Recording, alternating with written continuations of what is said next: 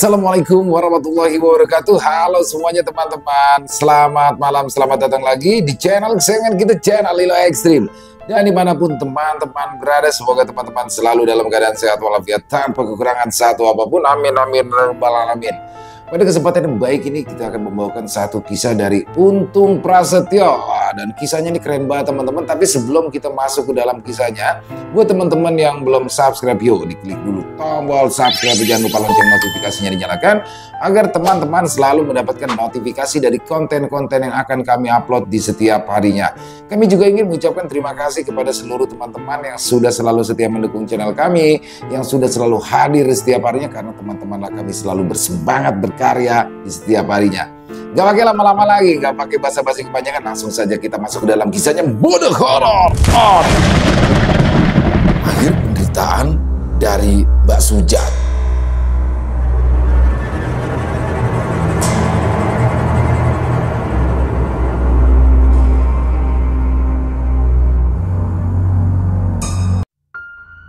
Meskipun rasa sakit yang hebat masih terasa di seluruh tubuhnya, terutama di bagian bawah perut, tapi Mbak Sujat akhirnya berhasil sampai di kampung halamannya bersama kedua anaknya. Perjalanan yang penuh dengan ketakutan dan penderitaan itu terasa lebih ringan berkat bantuan seorang perempuan parubaya yang bernama Ibu Siti, yang secara kebetulan sedang dalam perjalanan pulang ke kampung halamannya juga. Ibu Siti adalah sosok yang penuh kasih dan perhatian.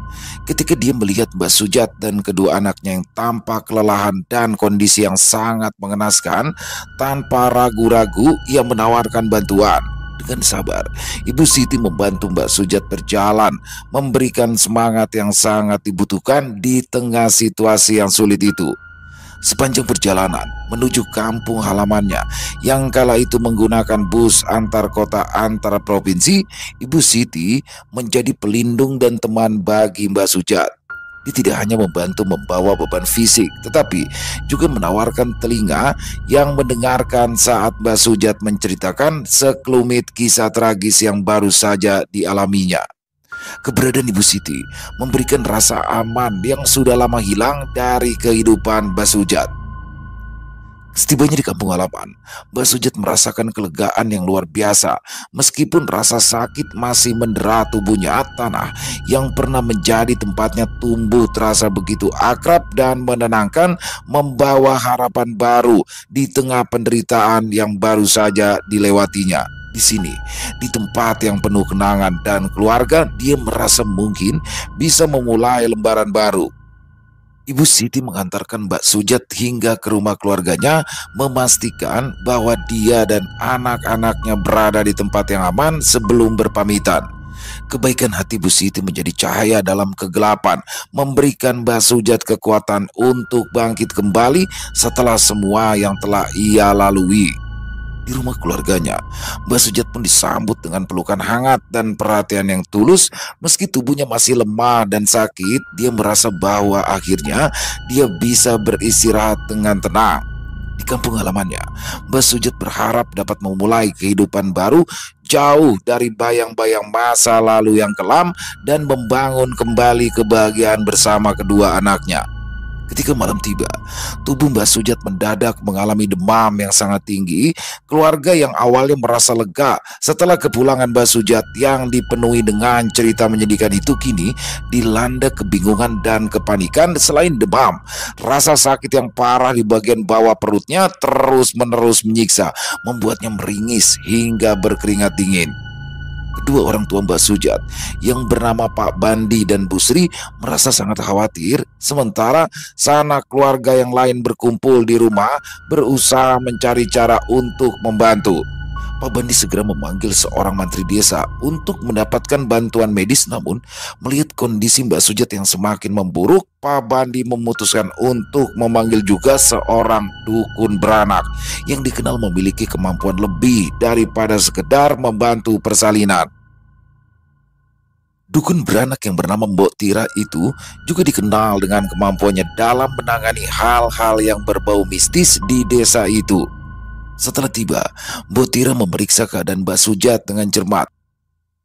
Tangan tuanya yang berpengalaman mulai meraba-raba perut Mbak Sujat dengan hati-hati, mencoba merasakan apa yang sebenarnya terjadi di dalam tubuh wanita muda itu. Namun, semakin lama Mbok Tira memeriksa, raut wajahnya berubah menjadi lebih serius dan ia tampak sangat terkejut.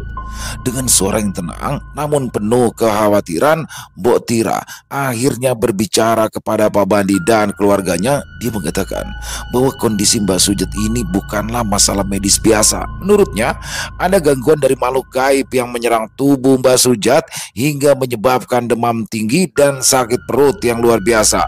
Makhluk gaib itu tampaknya sedang berusaha untuk menanamkan sesuatu pada diri Mbak Sujat dan menguasai tubuh Mbak Sujat sehingga menimbulkan penderitaan yang tidak dapat diobati dengan obat-obatan medis biasa.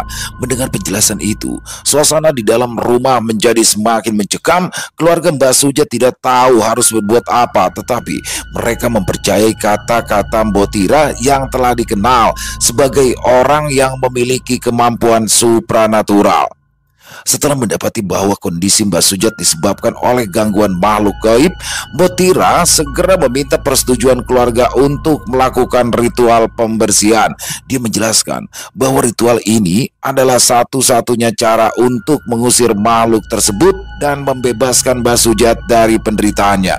Keluarga Mbak Sujat yang sangat mengkhawatirkan keadaannya dengan cepat menyetujui permintaan tersebut, berharap bahwa ritual ini akan membawa kesembuhan. Tapi Mbok Tira menyadari bahwa untuk menghadapi makhluk gaib yang kuat seperti yang sedang mengganggu Mbak Sujat, bantuannya saja mungkin tidaklah cukup. Oleh karena itu, Mbok Tira meminta keluarga Mbak Sujat untuk memanggil seorang pemuda yang dikenal di desa tersebut karena kemampuannya dalam pengobatan tradisional serta pemahamannya tentang hal-hal gaib. Pemuda yang bernama Dipo Suro dan kini lebih dikenal dengan nama Suro Bejo itu memiliki reputasi sebagai orang yang sering dimintai bantuan untuk kasus-kasus yang melibatkan makhluk halus dan penyakit aneh seperti santet, pelet, dan gangguan makhluk gaib lainnya. Pak Bandi yang sudah sangat cemas akan keadaan putrinya segera setuju dan mengutus salah satu anggota keluarga untuk pergi memanggil Suro Bejo. Sementara menunggu kedatangan pemuda tersebut, Mbok Tira mulai mempersiapkan bahan-bahan yang akan digunakan dalam ritual pembersihan seperti daun kelor, kemenyan, dan air suci yang sudah diberikan doa dan mantra haji. Dia juga meminta keluarga untuk tetap tenang dan berdoa selama proses ini berlangsung. Ketika Suro Bejo akhirnya tiba, malam sudah semakin larut. Aura tenang dan percaya diri yang dibawa oleh pemuda itu memberikan sedikit ketenangan bagi keluarga yang sedang panik. Setelah mendengar penjelasan dari Mbok Tira, Suro Bejo segera memahami situasi yang dihadapinya. Dengan kesepakatan dari Mbok Tira, mereka berdua memutuskan untuk bekerja sama dalam menjalankan ritual pengobatan tersebut. Ada sesuatu yang tertinggal di dalam lubang kemaluan Sujat, dan sepertinya hanya aku yang pantas untuk membersihkannya, Jo, ujar Mbok Tira dengan tatapan tajam ke arah Suro Bejo. Iya, Mbok, saya ngerti. Lah itu kan memang sudah tugas sampean. Lagian saya juga ndak minat kok untuk menggantikan posisi sampean menjadi dukun beranak. Jawab Suro Bejo sambil menyeruput teh hangat yang telah disediakan oleh keluarga Mbak Sujat. Dengan kemampuannya, Suro Bejo pun mulai memeriksa kondisi Mbak Sujat sendiri dengan mata terpejam dan konsentrasi penuh. Dia mencoba merasakan energi yang mengelilingi tubuh Mbak Sujat. Setelah beberapa saat, Suro Bejo mengangguk pelan, seolah mengetahui apa yang sudah diduga oleh Mbok Tira. Dia kemudian mengambil posisi di dekat kepala Mbak Sujat, sementara Mbok Tira berada di bagian kaki, dan mereka pun mulai melantunkan mantra-mantra untuk memulai ritual pembersihan. Mbok Tira, bisik Suro Bejo yang sepertinya mencoba memanggil Mbok Tira yang sedang berkonsentrasi dengan mata batinnya. Aku baru tahu kalau ada demit yang bisa menggagahi manusia, imbus Suro Bejo dengan suara pelan. Cangkemmu itu loh, kalau ngomong itu yang baik-baik, Jangan mengada-ngada, balas Mbok Tira sambil melemparkan kain yang sudah digunakannya untuk membasuh bagian tubuh Mbak Sujat. Loh, ya bener toh. Aku melihatnya sendiri, Mbok. Mbaknya ini sudah menjadi korban dari genderuwo mabung yang menyekapnya selama beberapa hari dan terus menikmati tubuhnya, balas Surobejo yang membuat Mbok Tira semakin merasa kesal. Shh, cangkemmu itu loh, kalau bicara pelan-pelan. Kalaupun memang benar begitu, jangan sampai keluarganya Sujat tahu apa yang sebenarnya terjadi. Itu akan menjadi aib besar bagi keluarganya dan dapat membuat Sujat gila jika ada orang yang tahu apa yang sebenarnya dialami oleh dia, balas Mbok Tira dengan wajah kesalnya. Aku pikir kamu itu sudah waras, Tojo. Ternyata masih sinting, imbu Mbok Tira lagi sambil kembali melemparkan kain lap yang bekas digunakannya. Asem, aku ini sudah waras toh, Mbak. Lo mana ada orang gila yang dapat membantu menyembuhkan orang sakit. Dasar nenek peot, balas Surobejo yang langsung berdiri menghindari benda yang akan kembali dilempar oleh Mbok Tira. Kalau kamu ndak sinting, ayo cepat usir demit yang saat ini sedang mengganggu Sujat. Bukan malah ngoceh saja dari tadi, balas Mbok Tira dengan wajahnya yang terlihat semakin kesal. Loh. Lah ya sudah beres toh, Mbok. Aku itu sudah ngebersihin energi negatif yang ada di dalam tubuh Mbak Sujat. Aku juga sudah membuat pagar gaib supaya makhluk keparat itu tidak bisa lagi gangguin Mbak Sujat, ujar Surobejo menjelaskan apa yang sudah dilakukannya. Nah sekarang tinggal tugas sampean mengeluarkan bulu panjang dari demit sialan itu. Imbu Surobejo yang langsung keluar dari dalam kamar Mbak Sujat sambil tersenyum. Dasar Suro Sinteng, gumam Mbok Tira yang terdengar dari luar kamar Mbak Sujat setelah berhasil menetralisir energi negatif yang merasuki tubuh Mbak Sujat. Surobejo yang dikenal memiliki kemampuan dalam pengobatan tradisional dan memahami hal-hal gaib itu berdiri sejenak untuk mengatur nafasnya. Usaha yang dia lakukan bersama Mbok Tira memang berhasil, tapi jelas hal itu tidaklah mudah jika dilakukan oleh orang awam. Kini tubuh Mbak Sujat tampak lebih tenang, nafasnya yang sebelumnya tersengal-sengal mulai normal dan demamnya pun berangsur turun. Meskipun keadaannya belum sepenuhnya pulih, tanda-tanda bahwa pengaruh makhluk gaib tersebut mulai melemah terlihat jelas. Namun, begitu Surobejo selesai, kedua orang tua Mbak Sujat serta sanak keluarga lainnya langsung mengerumuni pemuda itu. Wajah mereka masih dipenuhi oleh rasa khawatir dan rasa penasaran. Pertanyaan-pertanyaan pun mulai muncul, mencoba mencari penjelasan atas apa yang terjadi pada Mbak Sujat. Apa yang sebenarnya dialami oleh anak saya, Mas Suro? Tanya Pak Bandi dengan wajah penuh rasa khawatir malam itu. Tidak apa-apa, Pak De. Mbak Sujat itu hanya ketempelan demit kurang ajar yang kurang kerjaan. Dan aku sudah membagari tubuh Mbak Sujat supaya demit sialan itu tidak ganggu Mbak Sujat lagi, balas Surobejo dengan mantap. Keluarga Mbak Sujat mendengarkan dengan penuh perhatian, merasa sedikit lega namun masih dibayangi rasa was-was. Mereka pun berterima kasih kepada Surobejo karena dia mau menyempatkan diri untuk datang ke rumah Pak Bandi dan mengobati Mbak Sujat ketika malam telah larut dan udara terasa sangat dingin kala itu. Lalu, kenapa Mbok Tira belum keluar ya, Le? Tanya seorang lelaki tua yang merupakan saudara tertua dari Pak Bandi. Anu Pak De, Mbok Tira itu sedang membersihkan sesuatu dan itu memang sudah menjadi tugas Mbok Tira. Balas Surobejo sambil tertawa dan menggaruk kepalanya karena merasa kebingungan menjelaskan apa yang sebenarnya sedang dilakukan oleh Mbok Tira. Tidak lama kemudian, setelah perbincangan dengan keluarga Mbak Sujat, suasana yang tadinya mulai tenang tiba-tiba kembali mencekam. Dari arah kamar tempat Mbak Sujat beristirahat, terdengar suara Mbok Tira memanggil-manggil nama Surobejo dengan nada yang gemetar seperti seorang yang sedang dilanda ketakutan. Suara itu cukup membuat darah Surobejo berdesir, seolah ada sesuatu yang sangat tidak beres yang sedang terjadi di dalam kamar. Tanpa berpikir panjang, Surobejo langsung berlari ke arah kamar Mbak Sujat. Setiap langkahnya terasa berat, seolah seperti ada kekuatan yang mencoba menahannya, namun ia terus memaksa maju, didorong oleh rasa tanggung jawab dan kewajibannya untuk melindungi Mbah Sujat dari ancaman yang kembali datang. Begitu Surobejo tiba di pintu kamar, hawa dingin dan menyesakan langsung menyergapnya, pertanda jelas bahwa energi negatif telah merasuk ke dalam ruangan itu. Pintu kamar terbuka sedikit dan di dalam dia melihat Botira berdiri mematung dengan wajah pucat dan pandangannya tertuju ke arah sudut ruangan. Dengan cepat, Surobejo mengikuti arah pandangan Botira dan betapa terkejutnya Surobejo ketika pandangannya menyapu sudut ruangan tempat Mbah Sujat dan Botira berada. Kala itu Surobejo melihat sosok makhluk gaib bertubuh besar dengan dipenuhi bulu hitam dan dua taring panjang yang menyeringai dengan tatapan mengerikan ke arahnya. Mbah Sujat yang masih terbaring lemah di tempat tidurnya tampak gelisah, tubuhnya bergerak-gerak seolah-olah sedang merasakan rasa sakit yang luar biasa. Surobejo menyadari bahwa penyebab tubuh Mbah Sujat kembali merasa kesakitan adalah sosok makhluk gaib tersebut yang kembali datang menemui Mbah Sujat. Suroedan, katamu tadi kamu sudah memagari tempat ini, tapi kenapa makhluk jelek itu datang lagi ke tempat ini? Gerutu Botira yang perlahan mendekat ke arah Surobejo. Oh alah, ternyata kamu toh, mau apa? Mau apa kamu kesini?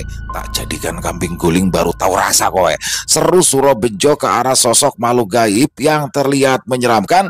Tanpa membuang waktu, Surobejo segera mulai melafalkan mantra-mantra perlindungan. Suaranya tegas dan berwibawa. Dia tahu bahwa dia harus menggunakan kemampuan yang sesungguhnya untuk mengusir makhluk itu yang tampaknya sangat bertekad untuk menguasai Mbah Sujat. Sementara itu, Botira yang awalnya terlihat ketakutan mulai menguatkan diri dan ikut melafalkan doa-doa untuk mendukung usaha Surobejo. Sudah cepat, kamu usir saja makhluk mengerikan itu, Jo. Rasanya aku mual mencium bau busuk dari tubuh makhluk sialan itu, bisik Botira yang berada di belakang Surobejo. Iyo, Boyo, ini juga sedang diusahakan. Lagian kedatangannya juga tidak berpengaruh kok pada tubuh Mbah Sujat, karena aku yakin pagar gaibku itu sudah bekerja dengan baik. Palas Surobejo sambil berbisik perlahan tapi pasti. Makhluk itu yang berwujud genderuwo itu mulai merasakan ancaman dari kekuatan spiritual yang dilancarkan oleh Surobejo. Sosok makhluk berbulu hitam dengan mata merah menyala itu mulai menggeram dan pandangannya seketika berubah ke arah tubuh Mbah Sujat yang sedang terbaring lemah malam itu.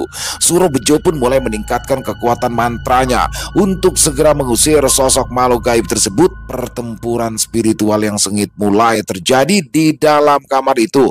Surobejo yang awalnya tidak ingin mengeluarkan ajian Bolo Sewu miliknya terpaksa harus memanggil sosok Bolo Geni yang dimintanya untuk mengusir sosok makhluk gaib tersebut. Setelah beberapa saat yang terasa seperti berjam-jam lamanya bagi Botira, suara lengkingan tinggi terdengar di dalam kamar, diikuti oleh hilangnya sosok makhluk gaib hitam itu secara tiba-tiba. Energi negatif yang semula memenuhi ruangan perlahan-lahan menghilang, meninggalkan keheningan yang menegangkan. Surobejo menghela nafas panjang, tubuhnya melemah karena terlalu banyak mengeluarkan energi. Botira yang tahu jika sosok makhluk gaib itu telah pergi perlahan mulai mendekati Mbah Sujat yang kini terlihat lebih tenang meskipun tubuhnya masih lemah. Kita berhasil, Bo. Kita berhasil, ujar Surobejo dengan suara pelan meskipun dia tahu bahwa ancaman itu mungkin belum sepenuhnya berakhir. Yojo, ternyata kamu itu benar-benar sudah waras. Sekarang sebaiknya kamu pagari rumah ini supaya si hitam tadi itu tidak kembali datang. Balas Botira sambil menggusap keringat di kening Mbah Sujat. Dasar nenek-nenek, masih tidak percaya kalau aku ini tidak gila, gumam Surobejo yang langsung duduk bersila di kamar itu sambil memejamkan kedua matanya. Setelah memasang pagar gaib yang melindungi rumah keluarga Mbah Sujat, Surobejo diminta untuk segera keluar dari dalam kamar Mbah Sujat karena Botira ingin mengobati luka di bagian tubuh Mbah Sujat. Setelah Suro Bejo keluar dari dalam kamar, Mbok Tira segera memeriksa kondisi Mbah Sujat lebih detail lagi. Wajah Mbah Sujat yang terlihat sangat pucat dan tubuhnya yang gemetar menunjukkan betapa parahnya pengaruh makhluk gaib tersebut. Mbok Tira pun memeriksa dengan teliti, terutama di bagian bawah perutnya, tempat di mana rasa sakit dan luka-luka itu muncul. Dengan keahlian seorang dukun beranak yang berpengalaman, Mbok Tira mulai mengobati luka-luka itu dengan ramuan tradisional yang telah disiapkannya.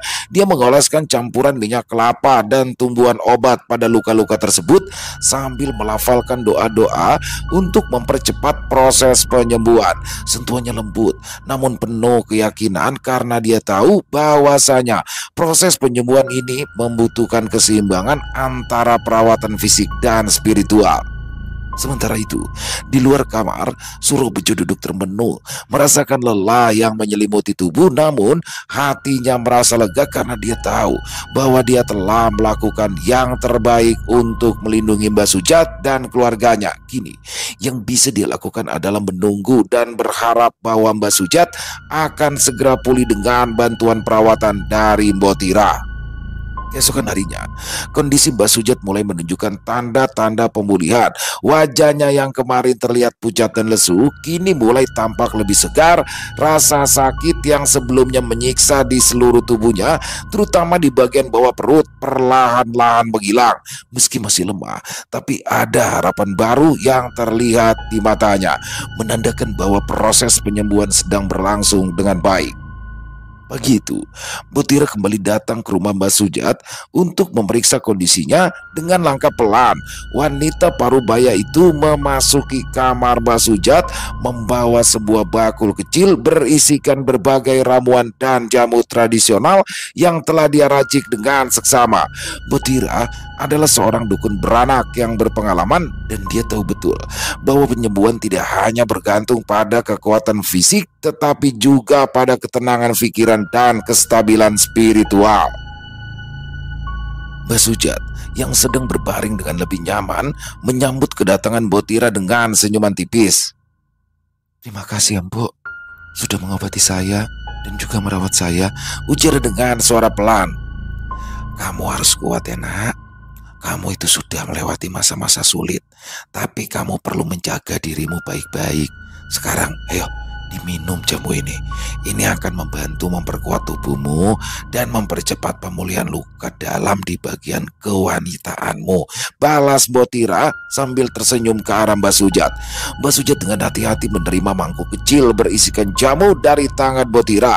Aroma khas rempah-rempah yang hangat tercium menenangkan pikirannya. Dia meminum jamu tersebut dengan perlahan, merasakan kehangatan yang mengalir ke seluruh tubuhnya. Sambil menunggu jamu itu habis, Mbok Tira memeriksa kondisi tubuh Mbah Sujat dengan seksama. Ia meraba bagian perut yang kemarin menjadi pusat rasa sakit, memeriksa apakah masih ada sisa-sisa gangguan gaib di sana. Namun sepertinya ritual pembersihan yang dilakukan oleh Mbok Tira semalam serta perawatan yang dia berikan telah memberikan hasil yang cukup baik. Luka-luka yang ada mulai sembuh dan energi negatif yang merasuki tubuh Mbah Sujat tampaknya sudah sepenuhnya menghilang. "Bagaimana rasanya sekarang, Dek? Apa masih terasa sakit?" tanya Mbok Tira yang ingin memastikan jika semuanya baik-baik saja. "Tidak, Mbok. Rasa sakitnya sudah jauh berkurang. Terima kasih banyak ya atas bantuan yang Simbo berikan," balas Mbah Sujat sambil tersenyum. Beberapa hari setelah ritual penyembuhan yang dilakukan oleh Mbok Tira dan Suro Bejo, Mbah Sujat mulai merasakan kedamaian yang telah lama hilang. Tubuhnya yang lemah kini telah pulih dan ia mulai menikmati kembali kehangatan bersama keluarganya di kampung halaman. Rasa tenang dan nyaman mulai kembali hadir di dalam hidupnya. Seolah-olah semua cobaan yang ia alami perlahan-lahan mulai menjauh. Namun ketenangan itu tidak berlangsung lama. Di suatu pagi yang cerah, ketika Mbak Sujat sedang menikmati waktu bersama kedua anaknya, ia mendengar suara gaduh di depan rumahnya. Mbak Sujat merasa ada sesuatu yang tidak beres. Tidak lama kemudian, pintu rumah terbuka dengan kasar dan Mas Banu, suami dari Mbak Sujat, masuk dengan wajah yang penuh amarah di belakangnya. Beberapa anggota keluarganya mengikuti dengan raut wajah yang sama kerasnya.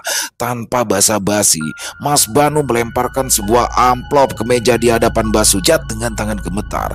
Mbak Sujat membuka amplop itu dan mengeluarkan selembar surat. Surat itu berisikan perjanjian yang membuat hati Mbak Sujat hancur seketika.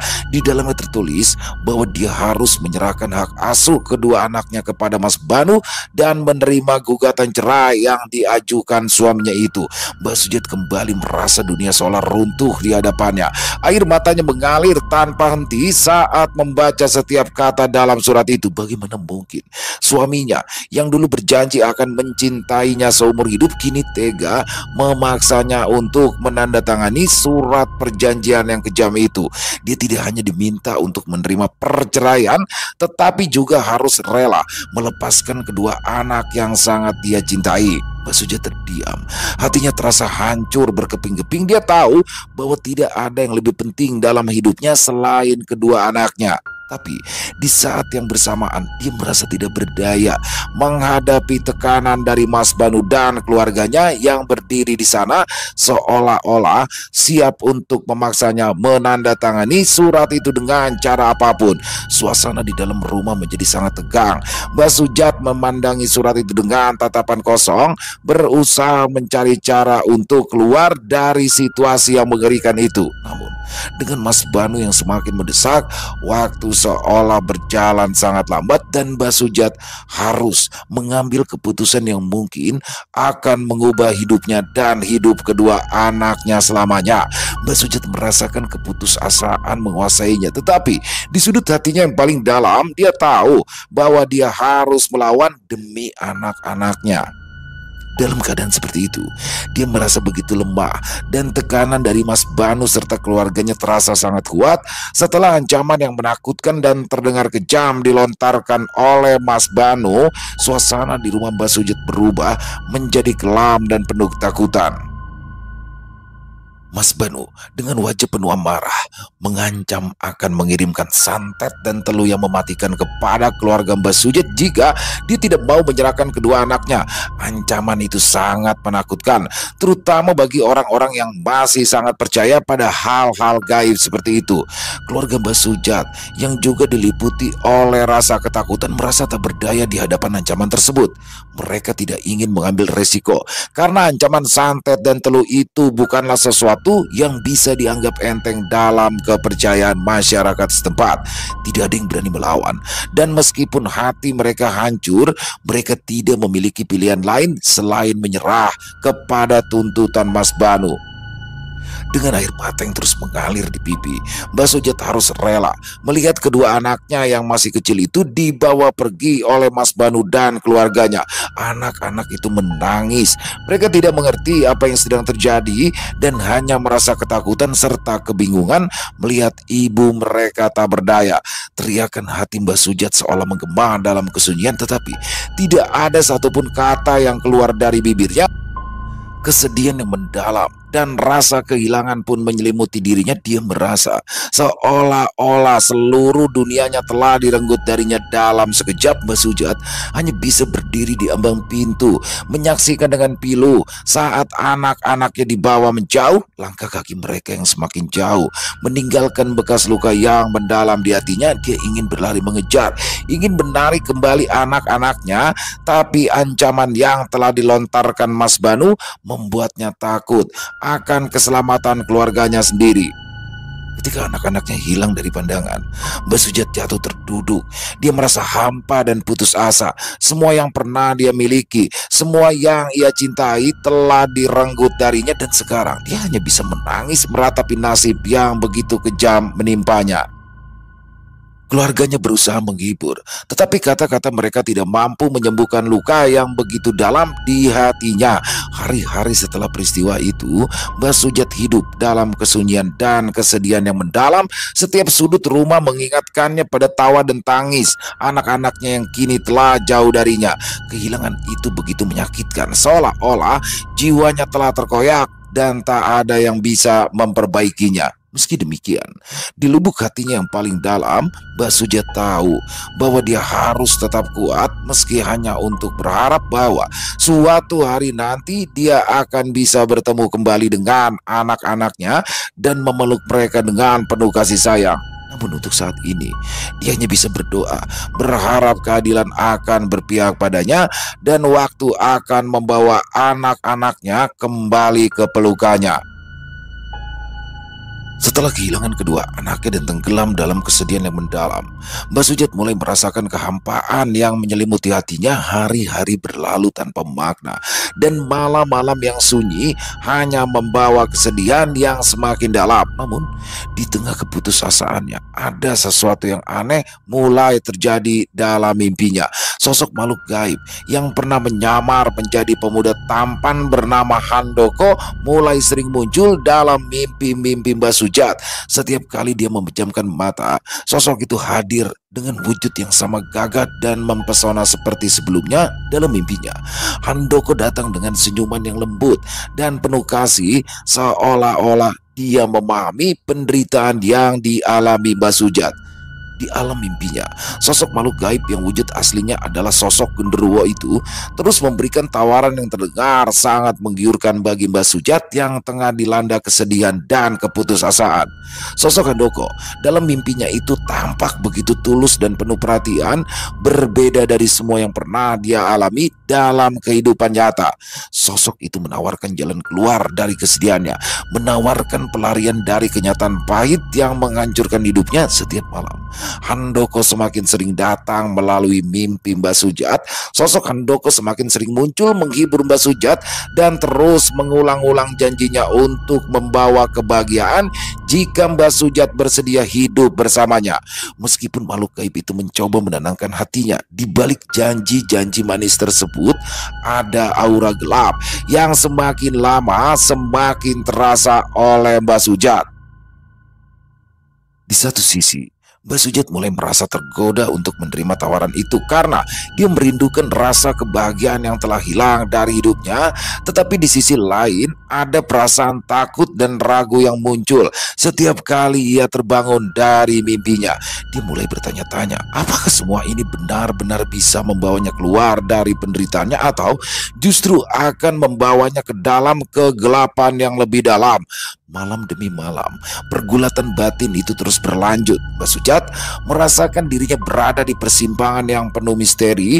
Sosok Handoko terus mendatanginya semakin kuat dan mempengaruhi pikirannya, membuatnya semakin sulit membedakan antara kenyataan dan mimpi. Namun dalam hatinya, Mbah Sujat tahu bahwa keputusan ini tidak bisa diambil dengan mudah. Sementara itu, sosok makhluk gaib itu terus menanti jawabannya dengan kesabaran yang mencurigakan, seolah-olah waktu tak berarti baginya. Ketika Suro Bejo mendengar kabar tentang kondisi Mbah Sujat, dia merasa ada sesuatu yang tidak beres. Firasatnya mengatakan bahwa ada kekuatan gelap yang masih mengintai wanita itu, terutama setelah mendengar desas-desus bahwa Mas Banu telah membawa kedua anak Mbah Sujat dengan cara yang tidak manusiawi. Dengan niat untuk menolong, Suro Bejo pun akhirnya memutuskan untuk mengunjungi rumah Mbah Sujat. Hari itu, ketika Suro Bejo tiba di rumah Mbah Sujat, ia langsung merasakan adanya energi yang tidak biasa. Aura rumah itu terasa berat, seolah-olah ada sesuatu yang mengikat dan menahan semua orang di dalamnya dalam kesedihan dan keputusasaan. Saat bertemu dengan Mbah Sujat, Suro Bejo dapat melihat kelelahan dan kehampaan di matanya. Mbah Sujat terlihat lemah, baik fisik maupun mental, seperti seseorang yang kehilangan arah dan tujuan hidup. Suro Bejo lalu duduk di hadapan Mbah Sujat, mencoba untuk berbicara dengan lembut dan sabar. Dia mengatakan jika dia tahu tentang sosok Handoko yang terus saja mendatanginya lewat mimpi. Basuja terdiam sejenak. Ia menatap Surobejo dengan tatapan yang penuh kesedihan dan kebingungan. Dia tahu bahwa Surobejo memiliki pengetahuan tentang hal-hal gaib dan dia adalah orang yang tulus yang ingin membantunya. Setelah beberapa saat, Mbak Sujat pun mulai bercerita tentang mimpinya, tentang sosok Handoko yang terus datang menghampirinya setiap malam, menawarkan bantuan dan kebahagiaan jika dia bersedia hidup bersamanya. Surobejo mendengarkan dengan seksama, dan ketika dia semakin mendengar cerita Mbak Sujat, wajahnya semakin serius. Dia tahu bahwa makhluk gaib yang dihadapi Mbak Sujat ini bukanlah makhluk sembarangan, dan Surobejo juga tahu bahwa niat dari sosok Handoko tidak murni untuk membantunya. Sekarang aku itu ngerti, Mbak. Makhluk gaib itu menawarkan diri untuk membantu sampean mendapatkan kembali kedua anak sampean dengan cara mengganggu keluarga mantan suami sampean, ujar Surobejo dengan nada tegas. Ya, sepertinya makhluk itu memang bisa melakukannya. Tapi setelah anak-anak sampean kembali, dia akan membawa Sukma sampean pergi, lalu hidup bersama di alam gaib selama-lamanya. Imbu Surobejo menjelaskan lagi. Sepertinya aku rela menukar hidupku, Mas. Yang terpenting anak-anakku berada di sini dan tidak hidup bersama keluarga yang telah menghancurkan kehidupanku, balas Mbak Sujat dengan berderai air mata. Surobejo kemudian menanyakan tentang anak-anak Mbak Sujat. Ketika mendengar cerita langsung dari Mbak Sujat bagaimana mereka diambil secara paksa oleh Mas Banu, Surobejo merasa sangat marah dan terpukul. Dia tahu bahwa anak-anak itu adalah bagian dari kekuatan hidup Mbak Sujat, dan tanpa mereka wanita itu bisa jatuh lebih dalam ke dalam cengkraman makhluk gaib tersebut.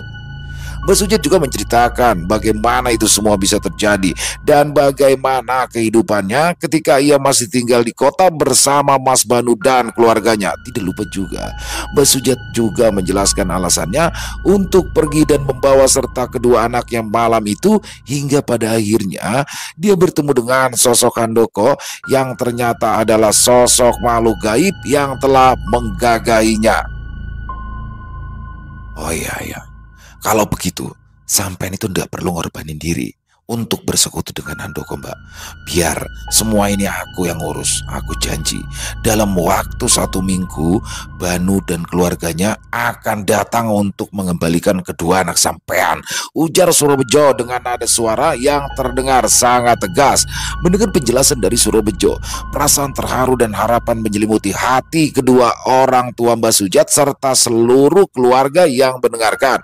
Mereka semua tahu bahwa Surobejo bukanlah orang sembarangan. Kesaktiannya yang telah dikenal luas di desa itu memberikan mereka keyakinan bahwa dia mampu menolong Mbak Sujat untuk bisa keluar dari masalah yang sangat rumit itu. Pak Bandi yang selama ini merasa tak berdaya melihat penderitaan putrinya merasakan beban di pundaknya sedikit berkurang. Dia menatap Surobejo dengan mata yang berkaca-kaca penuh rasa syukur. Busri yang juga merasa sangat sedih melihat kondisi putrinya ikut berterima kasih dengan apa yang telah disampaikan oleh Surobejo kala itu. Sekarang aku percaya jika kamu sudah benar-benar waras, Bejo.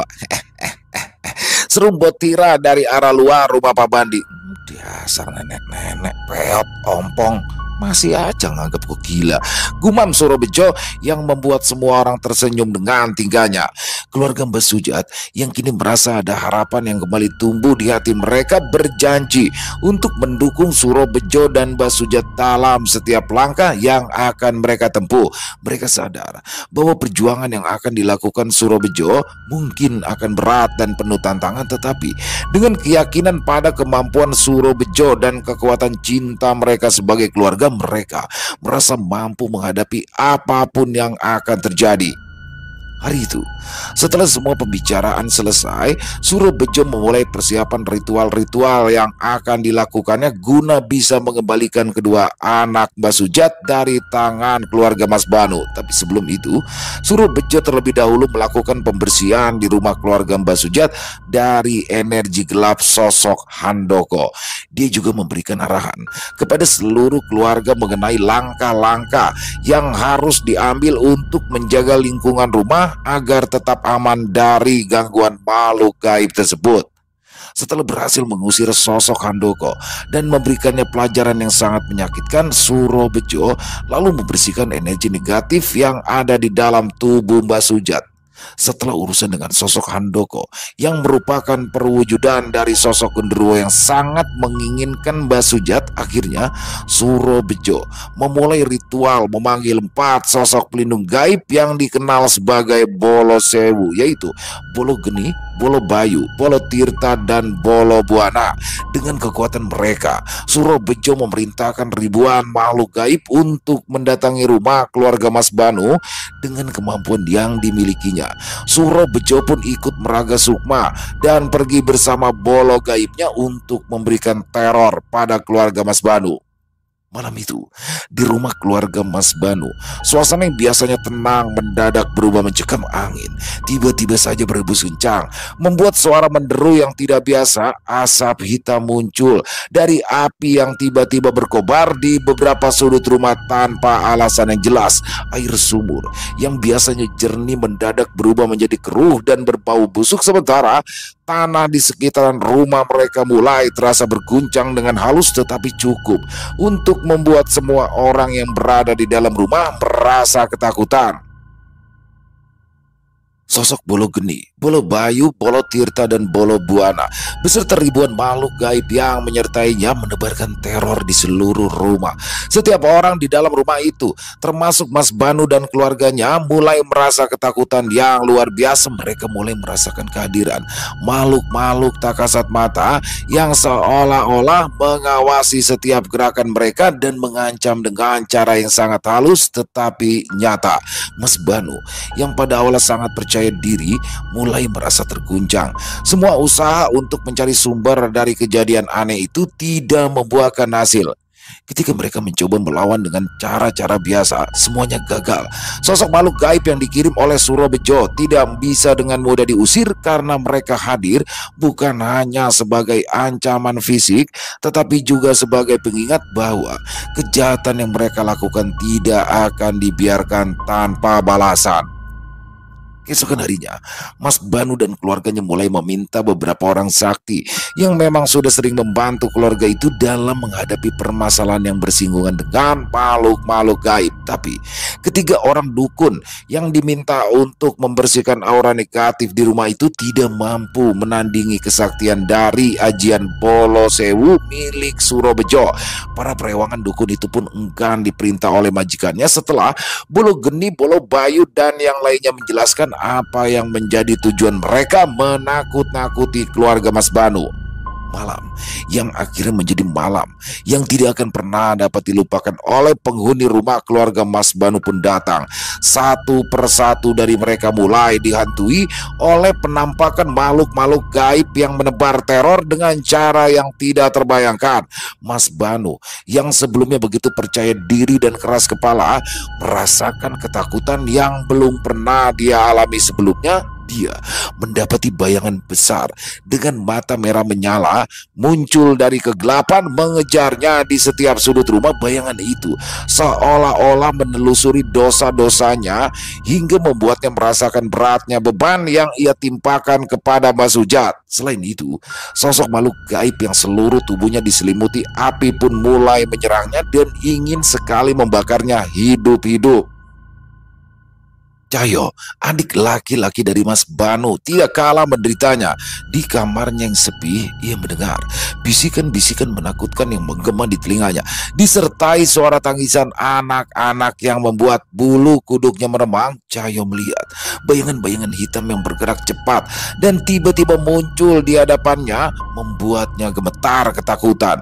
Bedewi yang merupakan kakak perempuan Mas Banu diserang oleh penampakan sosok perempuan berambut panjang dengan wajah penuh luka. Makhluk itu mendekat dan menatapnya dengan tatapan kosong yang dingin, membuat Badewi merasakan hawa dingin menjalari tubuhnya, seolah-olah darah di dalam tubuhnya membeku. Arum yang merupakan istri baru dari Mas Banu mengalami hal yang tidak kalah menyeramkan ketika dia berada di kamar tidur. Tiba-tiba muncul sosok makhluk gaib hitam besar dengan taring panjang yang mendekatinya perlahan. Makhluk itu mengeluarkan suara geraman rendah yang membuat seluruh tubuh Arum gemetar ketakutan. Dia mencoba untuk berteriak, tetapi suaranya tertahan di tenggorokan dan rasa takut yang luar biasa menguasai dirinya. Dan hal yang paling parah pun menimpa ibu mertua dari Mbah Sujat yang selama ini telah menyia-nyiakan Mbah Sujat dan kejam terhadapnya. Dia melihat sosok Bolo Geni, Bolo Bayu, Bolo Tirta, dan Bolo Buana secara bersamaan dengan wujud mereka yang sangat mengerikan. Dengan mata yang bersinar di sudut-sudut rumah, makhluk-makhluk gaib itu seolah mengawasinya dan menunggu saat yang tepat untuk menyerang. Perempuan parubaya itu merasakan kehadiran mereka begitu dekat hingga membuatnya kehilangan kendali atas dirinya sendiri.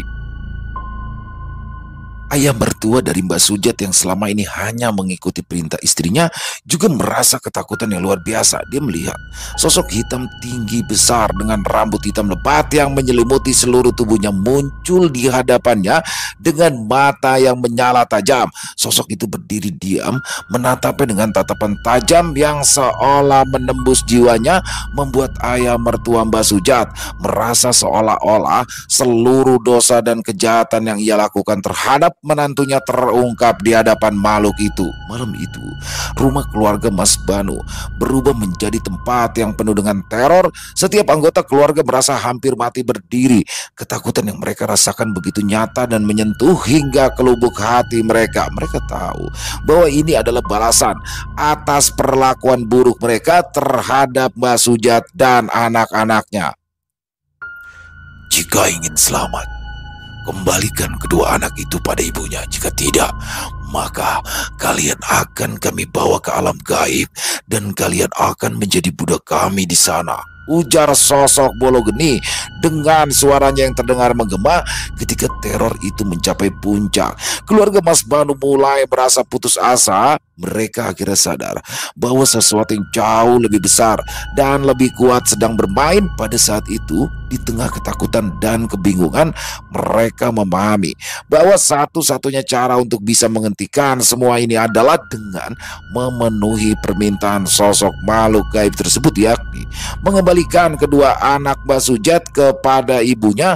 Dengan hati yang penuh ketakutan dan tanpa pilihan lain, keluarga Mas Banu akhirnya memutuskan untuk segera mengembalikan anak-anak yang tidak berdosa itu kepada ibunya. Surobejo yang tahu akan keputusan di pihak keluarga Mas Banu segera menghentikan ritualnya.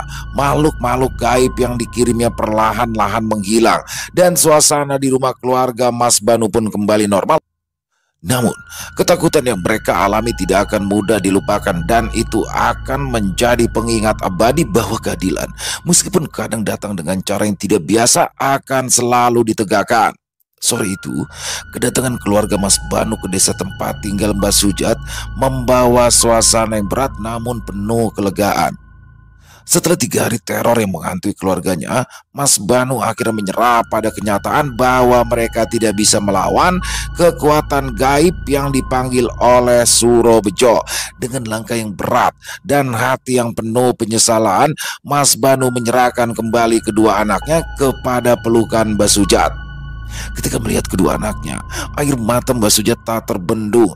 Ia memeluk mereka erat-erat seolah-olah tidak akan pernah melepaskannya lagi.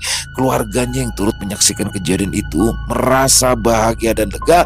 Mereka semua merasakan keadilan telah ditegakkan, meskipun melalui cara yang tidak pernah mereka bayangkan sebelumnya.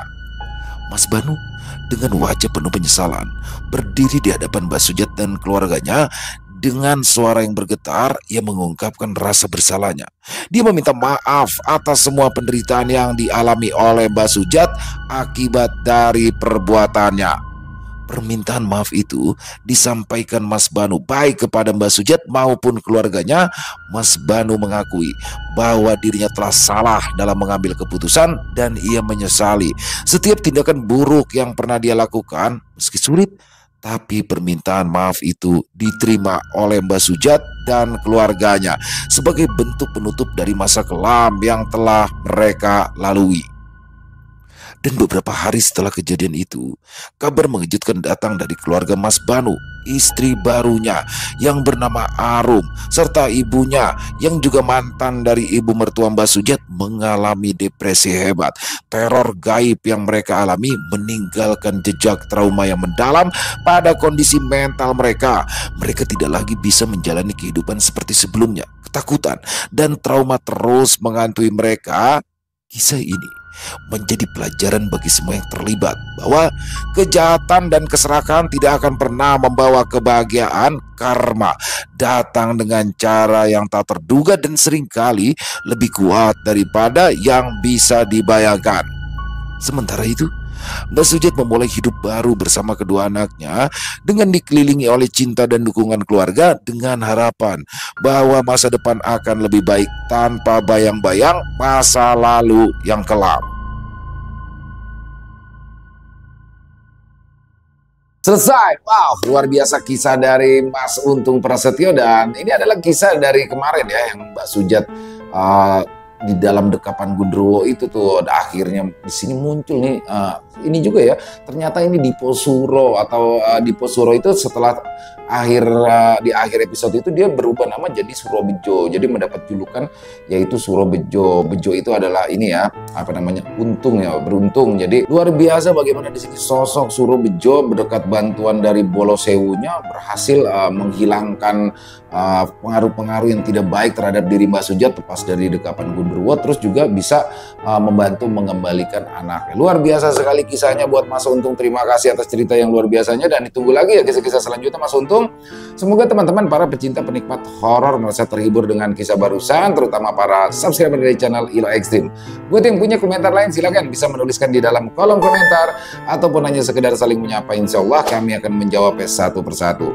Buat teman-teman yang suka dengan videonya bisa diklik tombol like atau jempolnya. Dan buat yang belum subscribe, ayo dong diklik tombol subscribe-nya. Jangan lupa lonceng notifikasinya dinyalakan agar teman-teman selalu mendapatkan notifikasi dari konten-konten yang akan kami upload di setiap harinya. Untuk channel Ilo Extreme kami upload tiap malam teman-teman, setiap jam 7 malam waktu Indonesia bagian Barat.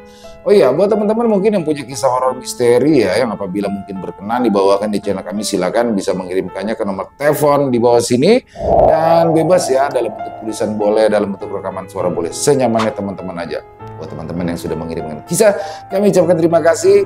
Dan buat teman-teman yang sudah mengirimkan kisah tapi belum sempat dibawakan, harap bersabar ya, karena harus melalui proses penggarapan terlebih dahulu agar bisa dinikmati oleh teman-teman yang lain.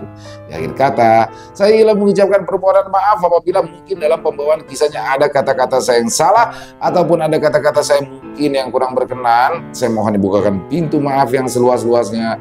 Dan sampai berjumpa lagi di konten-konten kami selanjutnya yang pasti tidak kalah ngerinya, yang pasti tidak kalah seramnya, masih bersama saya Ilo di channel Ilo Extreme. Salam sehat, sukses selalu untuk kita semua. Wassalamualaikum warahmatullahi wabarakatuh.